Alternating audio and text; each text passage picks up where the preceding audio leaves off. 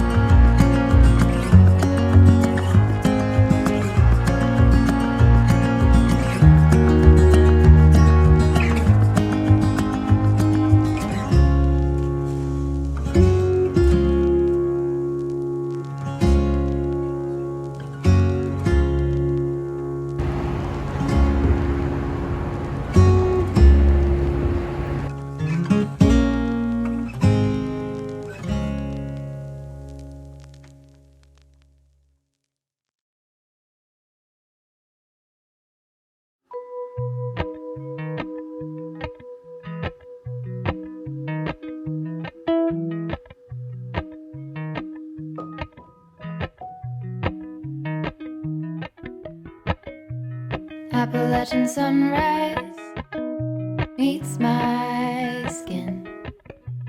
Even with my eyes still closed, I can feel it coming in. Golden, golden, I'll follow only golden, golden, golden, golden things.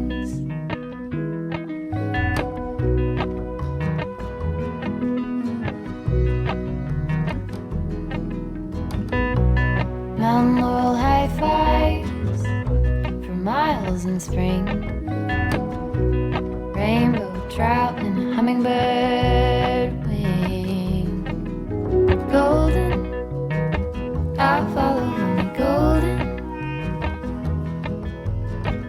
golden, golden things.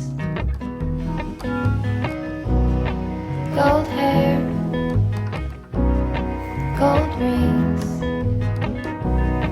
gold leaves, gold anything, golden, I'll follow only golden, golden, golden things.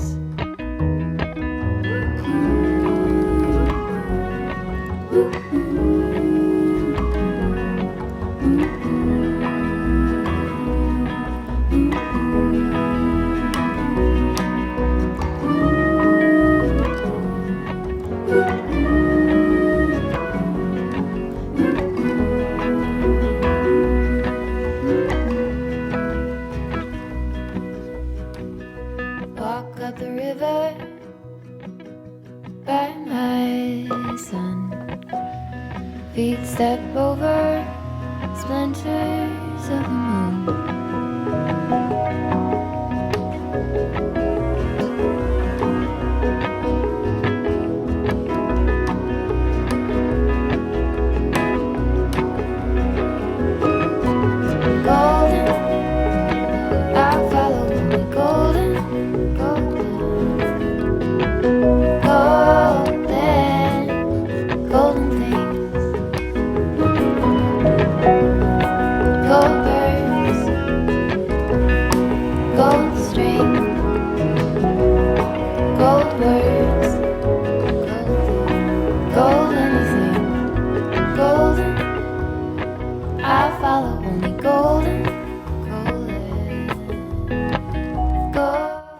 Hello everyone. Okay, so it is Wednesday, a few days after Lit Fest has ended and I've been home, and I'm about to leave for work, which is why like my hair is still wet and stuff. I just got out of the shower, but I do want to wrap up Lit Fest for you, and kind of give you an overall takeaway, I guess, of what I just discovered or how I grew because I attended Lit Fest.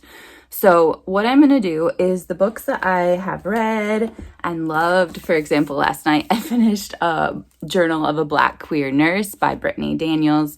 I'm going to do a separate review of the books that I've read and loved, and also include some clips from Lit Fest so that you can kind of like hear the authors speak and just hear a little bit more about their book, but also about the event. But as far as just like a global takeaway, let's get into it. And this is not organized in any way. This is just like my random Wednesday morning thoughts. So basically, in my dream life, as a white woman, I would be able to go to the library, go to my own bookshelf, hear about books online, and completely mood read my entire life. And at the end of the month, at the end of the year, whatever, look back on what I've read and have it be this beautiful, diverse collection of books by people that are from all sort of groups. So by Black writers and queer writers and authors of color, and just like women and men and people of different genders and trans people. And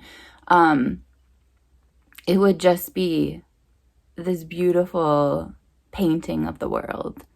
And what I realized long ago is this will not happen naturally unless you purposely create an environment where that could happen. So, for example, one of the things that I have done is I've joined the Read Soul Lit book club, which is on Patreon.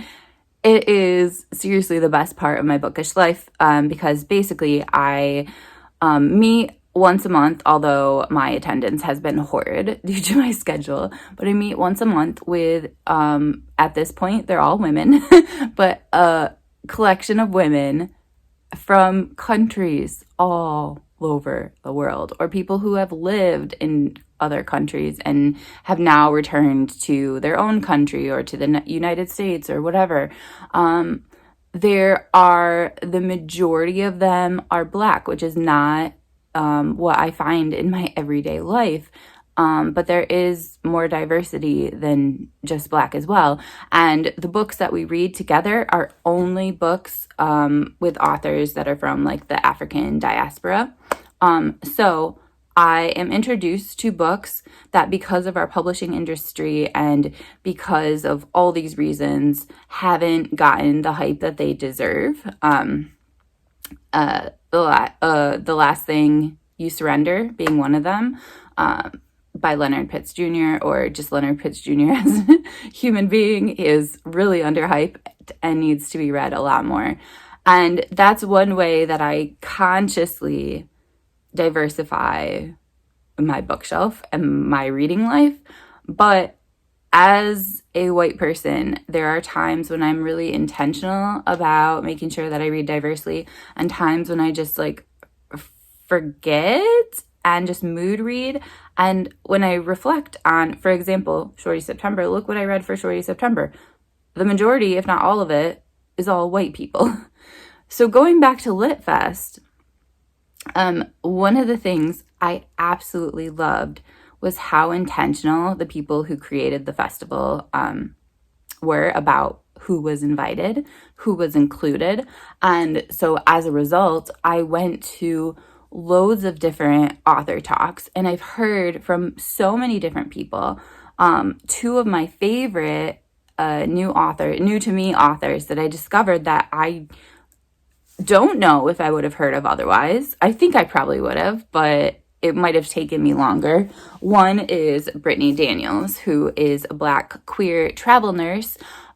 This is her story just on what it's like to be a travel nurse, and it deals with all her intersecting identities. So it deals with what it's like to be a masculine presenting queer woman and how people encounter her and their reactions to her, what it's like to be Black as a caregiver and also as a patient, as a medical worker and as a patient, and just what it's like to work in an emergency room in general as well, and what it's like to be a woman and all sorts of different, identities she has. And it's hilarious. And basically Adam K needs to move over. But anyway, so she is one author that I was introduced to that I wouldn't have heard of otherwise. The other author who I fell in love with was Rita Woods. Now, I have had no reading time, so her book has visited a lot of really nice places. I took it to breakfast. We had a sleepover. Okay, but I'm not very far into it. But so far, I am just soaked up in this book. Just like, it's so sensory, and I'm just living in it, and it's perfect for fall, and it's mysterious and possibly magical. And I will finish this. This will be the next book I will probably finish, and I'll do a review of it that includes, a bit of her talk and all that stuff. But again, an amazing author, a Black woman that I may or may not have heard of otherwise. So my point is that by the organizers of Lit Fest being so intentional about who was included, who was invited, who they had there, when I went way overboard on my book purchases and I dumped out my book pile at the end of my time when I returned home, and I looked at who was included in that pile, honestly, if you pick one category overall, Black and queer would rise to the top. Because I also met Suzette Mayr and plan to reread The Sleeping Car Porter, even though I have been introduced to that book in the past and have read it. I think it would be really nice to reread it now that I've met her.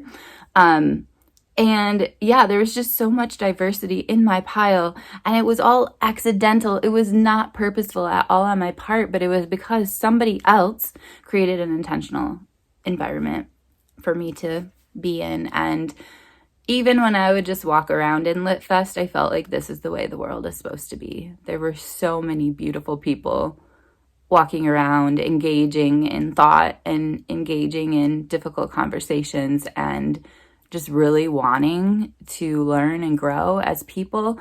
And it was such a wonderful feeling. And I guess this is not the end of this discussion. Like, it's causing me to reflect a little bit more about how I can create that environment for myself at a more micro level. But anyway, I just wanted to share that as kind of my biggest takeaway.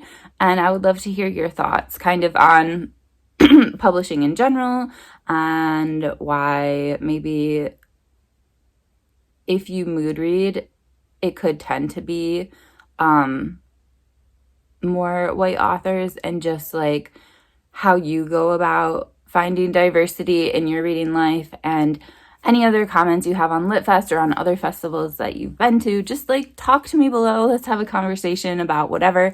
I hope you enjoyed this little Lit Fest adventure, and definitely it will be showing up in future videos as I read and review books and then want to share some of the event with you in more detail.